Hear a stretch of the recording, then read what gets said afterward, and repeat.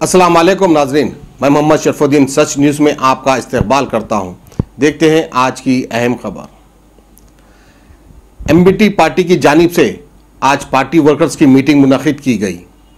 यूँ तो नाजरीन, एमबीटी हमेशा कांटे की टक्कर देने वाली पार्टी है।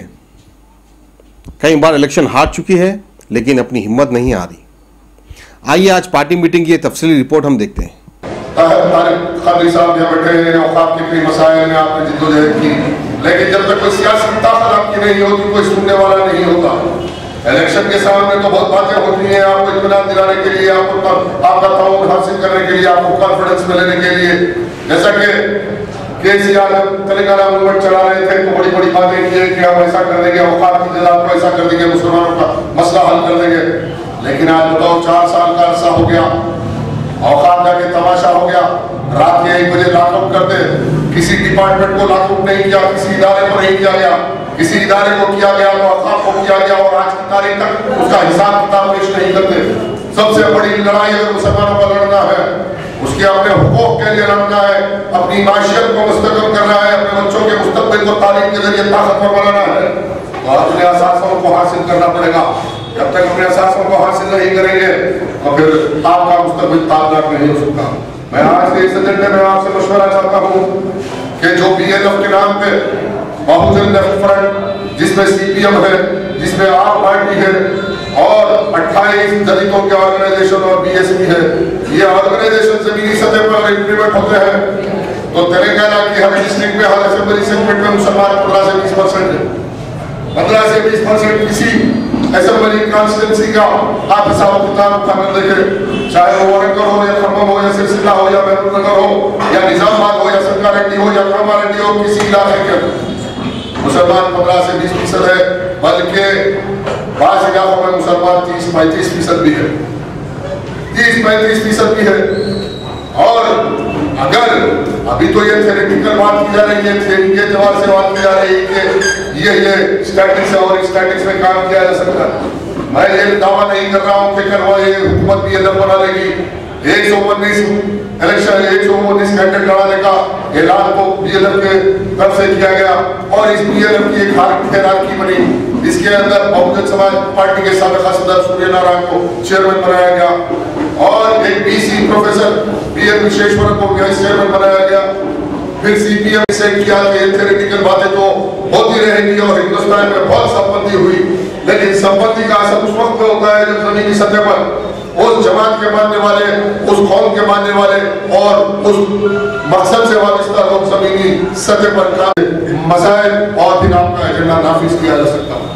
आज वक्त का इंतकाला है कि मैंने जो कायदा दिया तो तेलंगाना के हर असेंबली सेगमेंट में कम से कम 15 से 20% माइनॉरिटीज है और कम से कम 25 से 30 और सबसे ज्यादा किसी के हाथ लगे हुए हैं तो वो मुसलमान की आदत के हैं, जिसने औकात की तादाद को रोका।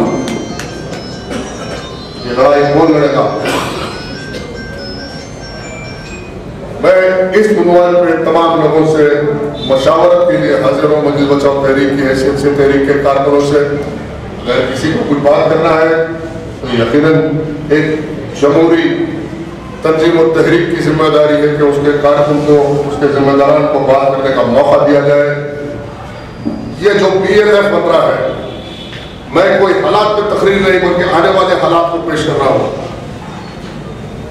कि मुल्क भर में अगर ये तेलंगाना में कामयाबी की तरफ गया, तेलंगाना में एक अवामी मूवमेंट बन रहा है, तो मैं ये देख रहा हूँ कि हिंदुस्तान के बड़ी बड़ी सियासी जमातें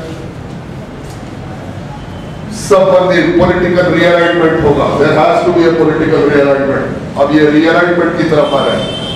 सब ने देख लिया कि अब 1.5 ईंट की दुकान लगाने से किसी की दुकान चलने वाली नहीं है। बहुजन समाज के जिम्मेदारों ने भी ये एहसास कर लिया, उत्तर प्रदेश और तमाम जमातें आज एक प्लेटफॉर्म पे आकर सबसे बड़ी शैतानी ताकत बीजेपी से लड़ने के लिए। अब ये कांग्रेस बहुत सारे मुसलमानों का जहन है कि भाई कांग्रेसी से, तो फिर आप कुछ सोचिए कि बाबरी मस्जिद का शिलान्यास किसने किया। आप कुछ सोचिए, सच्चाई कमीशन रिपोर्ट आज ये साबित कर रही है कि हिंदुस्तान में सबसे ज्यादा पिछड़े माशी एतबार से दबे हुए कोई है तो हिंदुस्तान में मुसलमान है। ये किसकी देन है? ये किसकी देन है? ऐसी कांग्रेस पार्टी ने 50-55 साल हुकूमत किया। कल तक में यहाँ कलेक्टिव डिसीजन होगा और कल सारे तेलंगाना में ये मूवमेंट शुरू होगा। अभी तो आगाज हुआ है बहुजन लेफ्ट फ्रंट का। आप जाके नेट के ऊपर गूगल पे मार के देखो, बहुजन लेफ्ट फ्रंट न्यूज चैनल लिख रहे हैं कि ये इमर्जिंग फोर्स है। आज तमाम अखबारात में आ रहा है, कुछ उर्दू अखबारात में कम आया, लेकिन तेलुगु अखबारात और तेलुगु चैनलों में बहुत बड़े पैमाने पे न्यूज है कि तेलंगाना में एक नई सियासी संबंधी हुई बहुजन लेफ्ट फ्रंट के नाम पर एक ताकतवर सियासी जमातों का गठजोड़ जो आने वाले हालात में तेलंगाना के मुस्तकबिल को तय करेगा। ये मैं नहीं कर रहा हूं कि बड़े बड़े न्यूज चैनलों के जरिए से दिखाया जा रहा है। और मैं तमाम हजरात से ये उम्मीद करता हूं कि अगर तहरीक ने जब मशावरत के बुनियाद पर फैसला कर लिया तो फिर उसके बाद हर शख्स उतना ही जिम्मेदार है जितना मैं जिम्मेदार हूं, और उतना ही मैदान में हर किसी को जिद्दोजहद करना और बेदारी लाने के लिए सबको अपने आप को वक्त करते हुए आने वाले 2019 के इलेक्शन में इस फ्रंट के नाम पे सारे तेलंगाना में हम मेहनत करेंगे। चाहे करीमनगर हो, सिलसिला हो या महबूब नगर हो, हर गांव में हम जाएंगे और मुसलमानों से अपील करेंगे कि इस फ्रंट की तरफ एक बार मौका दो। और कल आने वाले हालात में तेलंगाना में कोई दलित चीफ मिनिस्टर बनेगा तो डिप्टी चीफ मिनिस्टर पुराने शहर से किसी मुसलमान को बनाएंगे।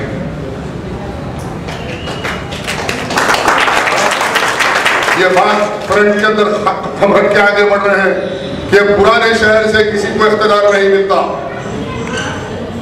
पुराने शहर से किसी को मौका नहीं मिलता। इंशाअल्लाह ताला आने वाले हालात में आप अपने मकसद से अटूट वाबस्तगी रखिए।